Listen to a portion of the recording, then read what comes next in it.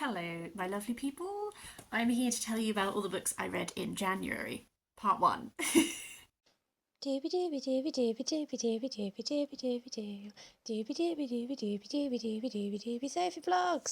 I always try and open my reading year with like some really great books, and I do think I've been mostly successful. I started off the year with a little bit of like a women's history non-fic moment because I read two non-fictions that are like exploring interesting women. The first book I finished in the year was Women versus Hollywood: The Fall and Rise of Women in Film by Helen O'Hara. I started this in December because I mentioned in my December wrap up that I DNF'd Strong Female Character by Hannah Flint, but that I was liking this one a lot more. I think this is a book that's just more my jam. This is a history of Hollywood, specifically Hollywood and not film in general, because what a topic to unpack. I really enjoyed this. I do think that for my personal taste, like the first half of the book was where I was loving it, because one of the things that this is arguing, particularly in that earlier half, is that when Hollywood first began, women were actually much more present and much more involved, and then they lost power and now have been attempting to reclaim power and, like a presence and everything. So it starts off like with silent film era and talks a lot about how there are actually like a fair few female directors in silent films and how silent film roles for women were actually quite interesting. And then when talkies came into being, there was like this pushback marketing move against silent films that tried to characterize them as like woman screams on railway track or whatever, in a way that is very reductive to actually the types of films that were being made. And then it looks at some of those female directors and how they began to lose opportunity and that kind of thing as this industry became more established and became much more male dominated. It even talks about like normal women who owned movie theatres, and how movie theatres when they first began were a way that normal women could run a business independently. That whole aspect of it I found so fascinating. It introduces you to directors, actresses, producers, like names that I was like constantly going on IMDb and adding films to my watch list. So I'm really excited to do some exploring. The latter half of this is in no way bad. It's just the latter half of this is looking at contemporary Hollywood, and it's looking at a lot of concepts and discussions that I, as an adult, am already more aware of. So I think I lost that like discovery aspect, because when we're talking about unequal pay, when we're talking about the Me Too movement, all of these kinds of topics, like I have just much more of a familiarity with them. I think that this has a lot of like very thorough like stats and stuff, so that even if you're already familiar with like the overarching concept, like it has a lot of like case studies and that kind of thing, which like really bulks it out. It's also very inclusive and acknowledging of like the ways in which like pay disparity is very different if you're a woman of color versus a white woman, and this kind of thing. So on the whole, I actually really enjoyed this and I found it very interesting. And my other like women's history moment was Frida, a biography of Frida Kahlo by Hayden Herrera. This is a biography of Frida Kahlo that was also a big inspiration for the film adaptation of her life with Salma Hayek, I now understand. I enjoyed this. I wanted to love it, and I didn't love it. I love like a big floppy but arty biography. Like I'm very into that. I'm already going to have a fun, good time. I enjoyed Hayden Herrera's analysis and interpretation of a lot of Frida's work.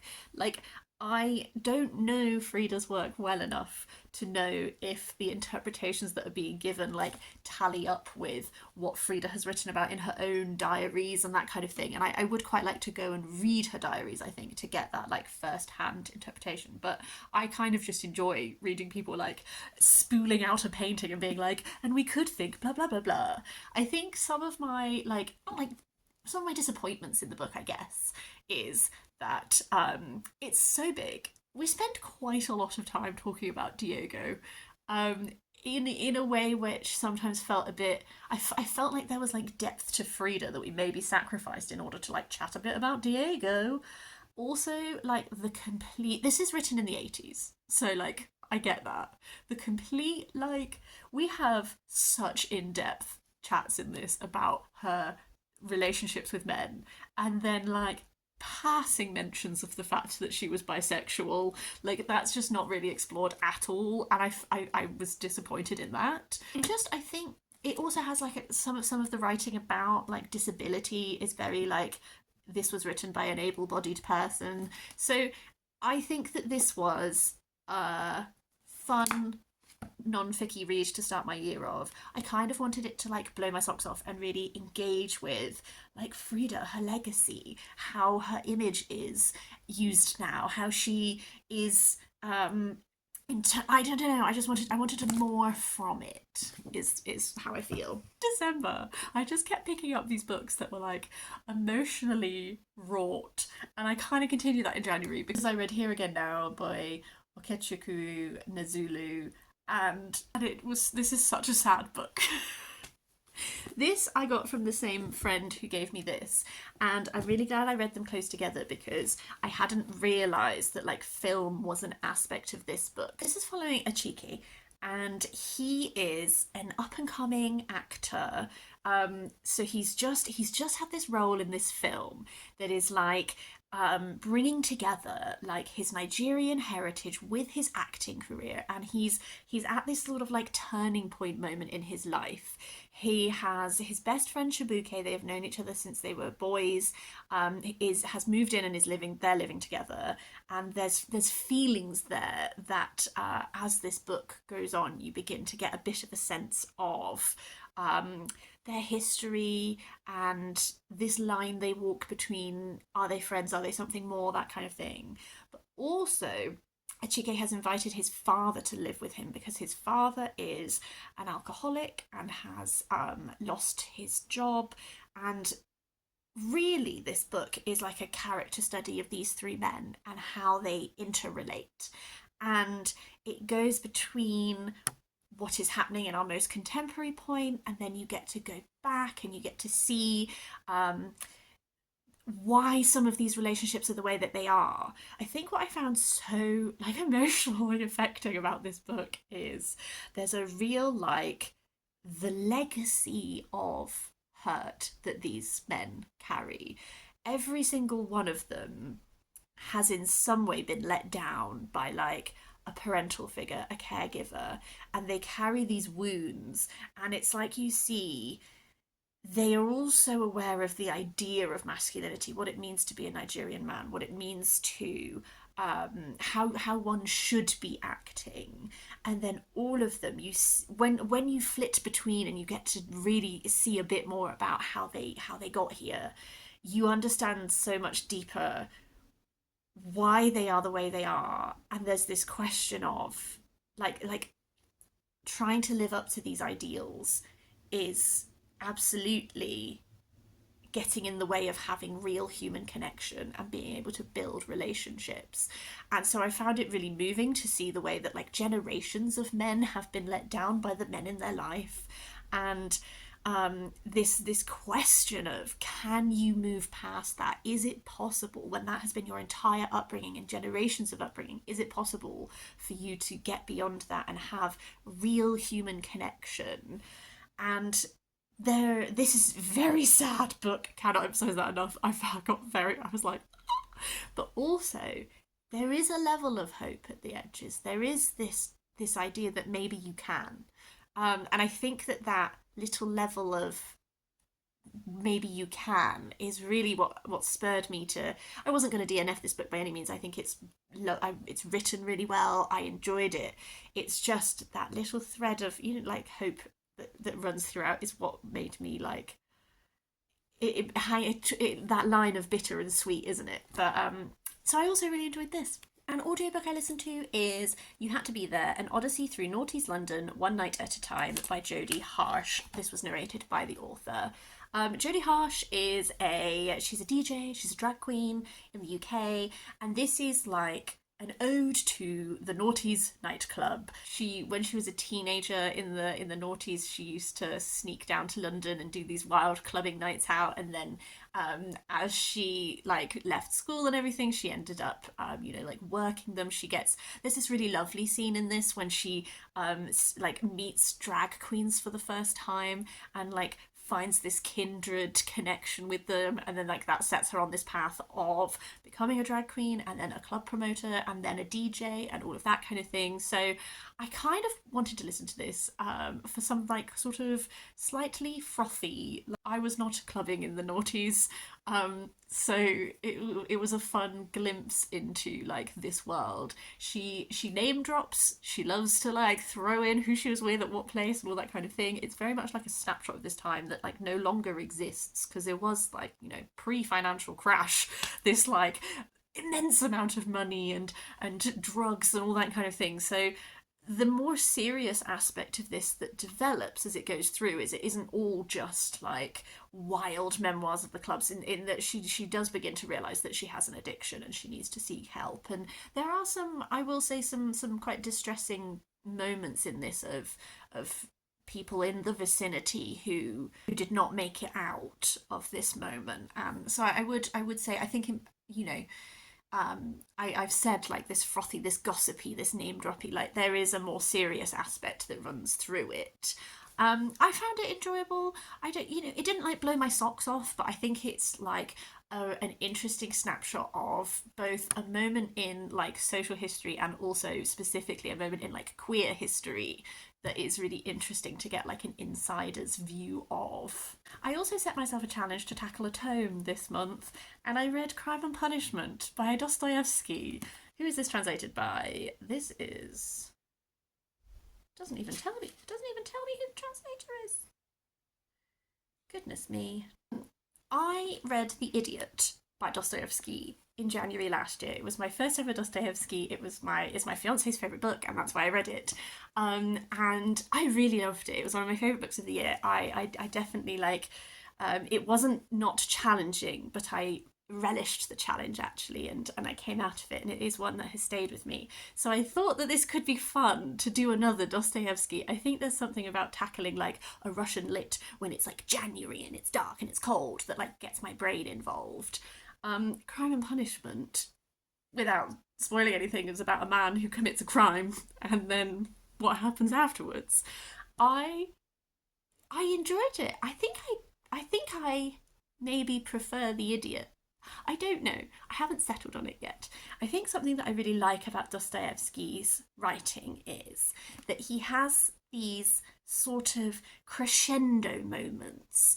Usually there is like a public confrontation of some kind, or rather like a couple of people will be having this very fraught interaction, and there'll be like a crowd observing it. There are like moments like that in The Idiot, and there's a few moments like that in this that really, like, there's a dinner at a wake that I was like, oh, this is electric. And I kind of love that like comes and goes in waves aspect of his writing, where you will have these very, very interior thought spirals and ponderings on, in this, like, you have so many ponderings on like morality and criminality and along with so many other things, there's like these really, really interior like preoccupations. And then you have because you are following Raskolnikov as in the wake of this crime that he has committed, you have that interiority, can't say that word, and that building of tension, and then you have these scenes that are very public, where that tension sort of like, it's like you let the top off and the steam comes out, but it's like people having these different confrontations for different reasons. And I find that and then it goes back to like that interiority again, and he often will reflect and be like, what made me say this, what made me act like this? But it's that building of pressure and that like real whether or not anyone else knows that you've committed the crime, and that level of, does it haunt you? do you have a philosophy that means that you don't feel any guilt? Like, where do you fall in that spectrum? I found all of that really compelling. As with The Idiot, there is a huge cast of character. Everyone has many different names. But I think I found this easier to read than The Idiot, which surprised me. I don't know why it surprised me. I think it's just one of those books that people like talk about, like Crime and Punishment. And I was like, who knows what it's going to be like? And actually, like, not that long compared to the others, and very readable. I don't like Raskolnikov as a person, but I enjoyed the experience of the book. And yeah, I think maybe I might save the Brothers Karamazov for next January and maybe make this a little tradition. Yeah, I'm sure there's so much more you could say about this book. It is a book that has been talked about in such depth, but my short version is actually thoroughly enjoyed. Something completely different, I read a sci-fi book, and that was A Fireborn of Exile by Aliette de Bodard. This is part of her Zuya universe, which is, the stories are not connected, but they're all set within this sci-fi world. There is a fabulous page on her website, which I will link in the description down below, that gives you all of the like world building history. Like, she has so thoroughly thought through like the different things in history that has meant that this world has come to being. But essentially, this is a very Vietnamese influenced science fiction world. You have there's like a courtly structure, there is like a heavenly emperor, and different places have different like court officials, and that's a very like formalized structure. There are like sentient spaceships which are like born, and they're like in the out in space, but they have like little avatars that like exist in the world. People have these things called bots, which are like little tiny robot-y things. There's lots of stuff like overlays, so lots of things projected that like can make clothing have things that are moving or can transform interiors. Like, there's so many like really cool world building things in the Zuya universe. I will say, Aliette de Bodard does not really explain any of these to you because every book stands on its own. It's kind of like you might be coming to it having read all the other books. This might be your first book, so she doesn't like repeat explanations over and over. So that's whole like world building thing. You just kind of have to dive into and read and go for it. I kind of like that, to be honest with you. I like that it doesn't get repetitious. This started as short stories, and the last few have been fuller novels. So this is one of the fuller novels.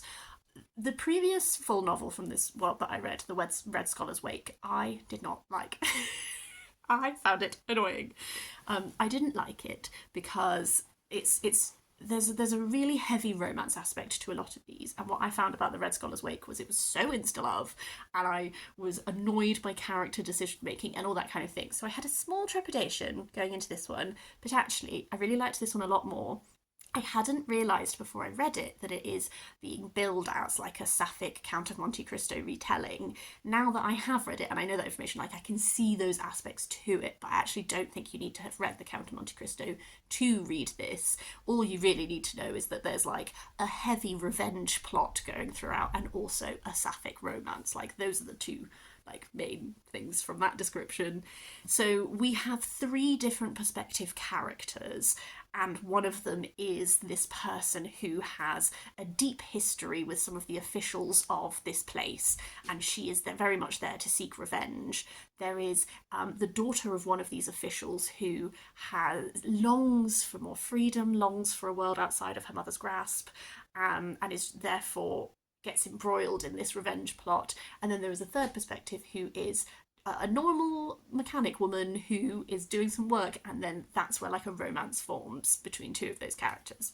I love Aliette de Bodard's like descriptions. I think, as I've said, this world building is cool, but also she has like Aliette de Bodard loves tea, and so there's like loads of food and tea descriptions that run throughout these books that I just find really lovely. What I find about the romances is there always is, for my personal tastes, a bit too much insta-love. There's a bit too much like, you guys have known each other for count on one single hand number of days and you're throwing around the word love, and I don't find that particularly, like, I find that like puts me off a little bit.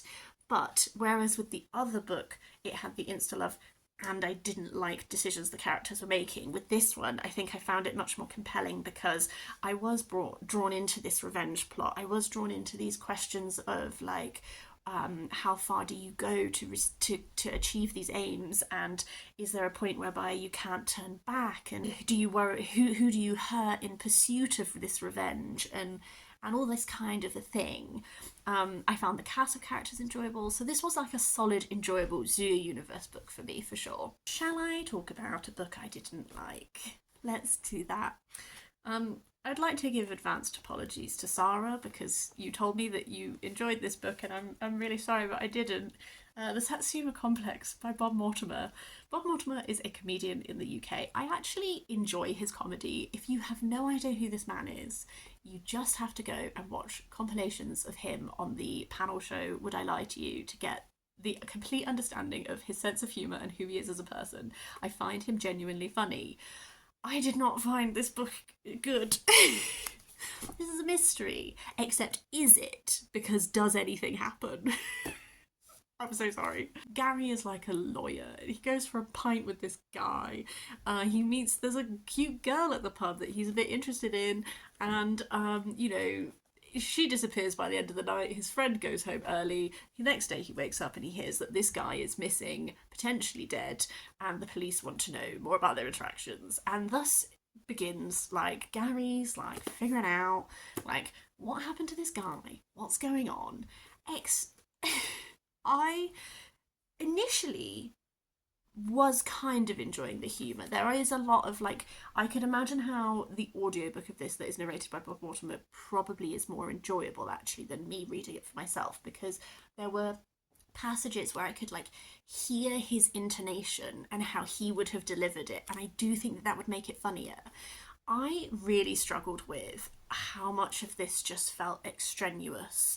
I didn't find it funny enough for a lot of the rambles. There's a recurring thing whereby there's a squirrel that he sees when he's out and about, and he imagines conversations with the squirrel, which I found to be just like hitting me over the head with exposition of, well, Gary, have you considered that it might be this? Why, yes, squirrel, I did, and that's why I'm doing this. And I was like, Gary, I'm an intelligent woman. I don't need you to talk to a squirrel. So I found that conceit annoying, and I found that those passages I was like, this is just pages of a waste of time. I didn't find the mystery particularly good. It isn't even a mystery. It's more things happen. No, I read the whole thing because I was like, hey Sophie, maybe this mystery element, even though I wasn't getting on with the narration, and I was like, God, this is a waste of my time. I thought maybe that the mystery and the solution might be good, and I did not find them good. I'm sorry, Bob. I think you're a lovely man. I don't like your book. So, hey ho. Moving on to more positive things. Let's talk about a 5-star read. After that, let's do a 5-star. This is Stitching the Intifada, Embroidery and Resistance in Palestine by Rachel Dedman. This is a Common Threads Press book. I have loved every Common Threads Press. They're kind of like a zine more than a book. I've loved every single one that I've read. This was no exception. This was 5 stars. Rachel Dedman is very knowledgeable about Palestinian embroidery, and she is just telling you about Palestinian embroidery, and then particularly in the wake of like the Nakba, the role that Palestinian embroidery has in like resistance, and just like as a traditional method of both craft and expression. It has so many, it's just a wonderful piece of a physical piece. Like, it has so many like full colour, look at this, so many full colour illustrations and photographs to support what it is saying. I love craft history anyway, but this look at like the politicization of this traditional embroidery technique and the role that it has now versus the role it used to have, and all this kind of thing, I just thought it was absolutely wonderful and I loved it. And then finally, I read Explorers, Dreamers and Thieves, Writers in the Archives of the British Museum. I must submit a formal apology. I've referred to this twice in videos, and both times I've called it non-fiction. It's fiction. I think the essays thing threw me, because in my head I'm like, essays are non-fic. Actually, it's more like they are essays, they're kind of short story essays. So it's these writers, they're all Latin American writers, and they were given access to like the archives of the British Museum. So every short story is like drawing on either a very specific artifact or like documents, that kind of thing. And I found it really interesting. The nature of this compendium of different voices is that you do get a variety of different styles and different approaches to subject.